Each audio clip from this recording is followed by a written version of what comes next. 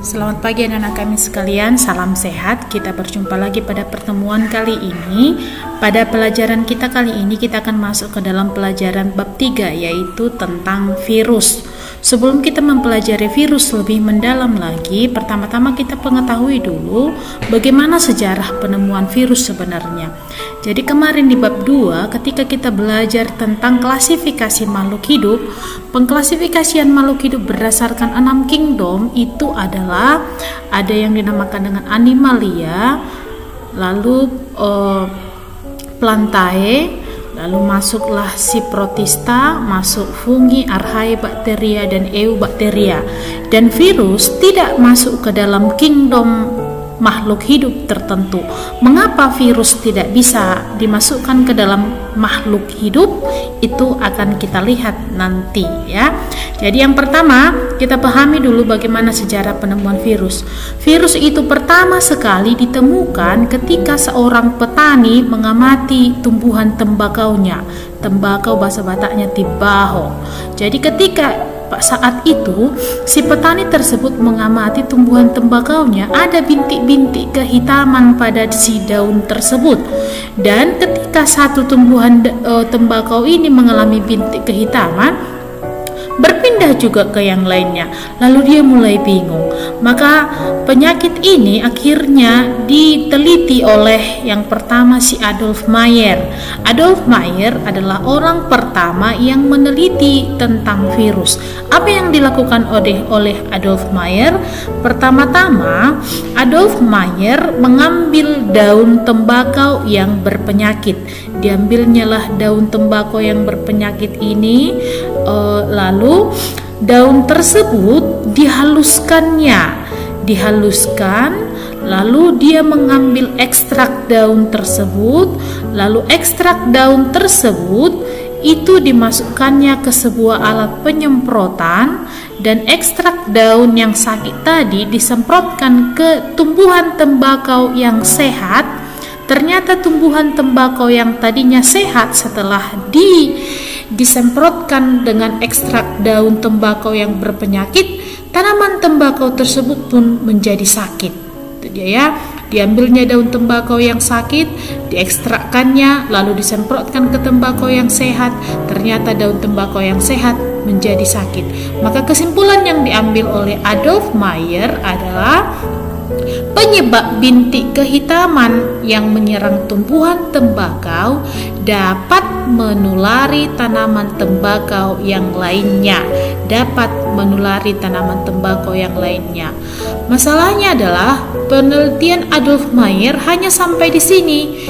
Dia belum tahu apa nama penyebab bintik kehitaman itu. Dia hanya tahu bahwa bintik kehitaman itu menular. Lalu penelitian tentang virus dilanjutkan oleh orang kedua, yaitu Dmitri Ivanovsky. Pada zaman si Dmitri Ivanovsky, ilmu pengetahuan sudah mulai berkembang, teknologi juga sudah mulai berkembang. Pada saat itu, pada masa dia, ada sebuah lembaga yang disebut dengan Lembaga Pasteur yang sudah menemukan saringan bakteri. Jadi pada masa si Dmitri Ivanovsky lagi muncullah, lagi semarak-semaraknya lah kata bakteri. Lalu dia berpikir mungkin si Adolf Meyer belum menemukan apa penyebab si tembakau tadi. Dia berpikir bahwa pasti bintik kehitaman yang ditemukan oleh si Adolf Meyer yang menular itu pasti adalah bakteri. Menurut dia begitu kan. Akhirnya dia pun melakukan sebuah penelitian. Dengan cara apa? Dia mengambil kembali daun tembakau yang berpenyakit, dihaluskannya, diekstrakkannya. Lalu yang paling penting adalah dia menyaring ekstrak daun tembakau yang sakit tadi menggunakan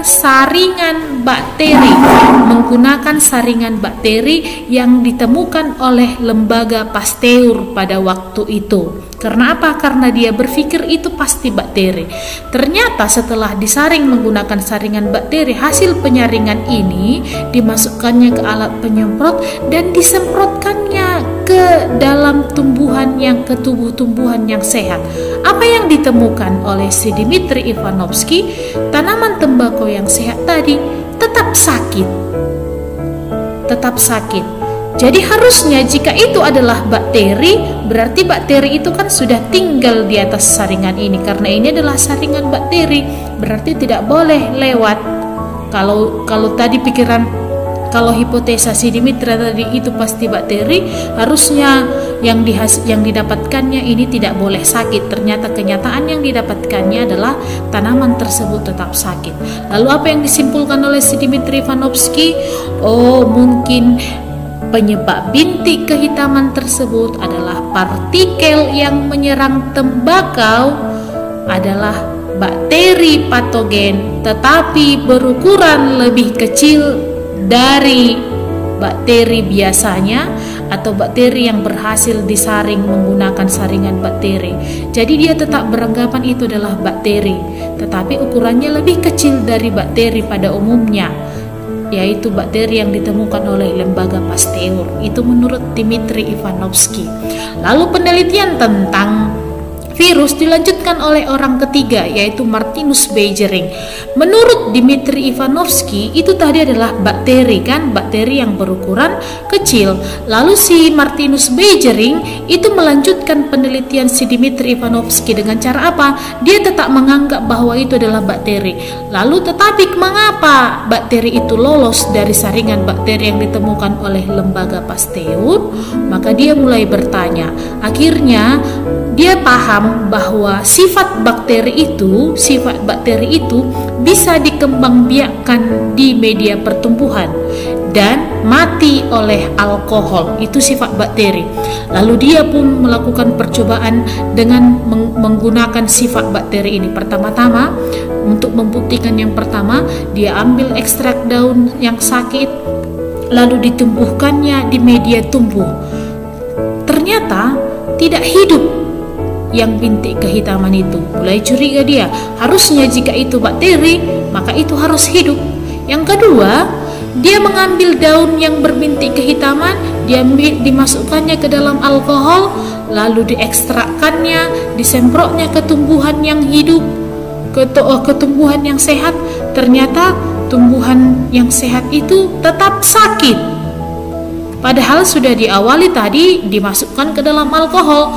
Jika itu adalah bakteri, maka harusnya tidak akan sakit karena sudah mati oleh alkohol. Akhirnya dia pun mengatakan bahwa itu bukanlah bakteri, tetapi adalah partikel yang sangat kecil dan hanya hidup pada makhluk hidup yang diserangnya. Ini yang paling penting, hanya hidup pada makhluk hidup yang diserangnya. Jadi tidak dapat hidup pada media pertumbuhan. Baru penelitian Martinus Beijering dilanjutkan oleh Wendell Stanley. Lalu dia mengambil daun yang berbintik kehitaman, diekstrakkannya dan dia memasukkan ke dalam botol. Ternyata di dalam botol tersebut dia menemukan kristal-kristal.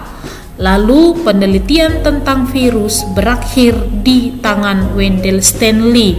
Dia pun mengatakan bahwa penyebab bintik kehitaman itu diberikan nama virus. Jadi orang yang menemukan virus itu adalah si Wendell Stanley. Dan bintik kehitaman itu diberikannya lah nama dengan TMV, artinya tembakau, mozaik bentuk virus itu, virus tobacco mozaik virus. Jadi kesimpulan dari percobaan Wendell Stanley adalah partikel mikroskopis penyebab bintik kehitaman pada tembakau diberi nama TMV atau tobacco mozaik virus. Jadi si Wendell Stanley lah yang menemukan virus pertama sekali. Itulah sejarah penemuan virus, ya.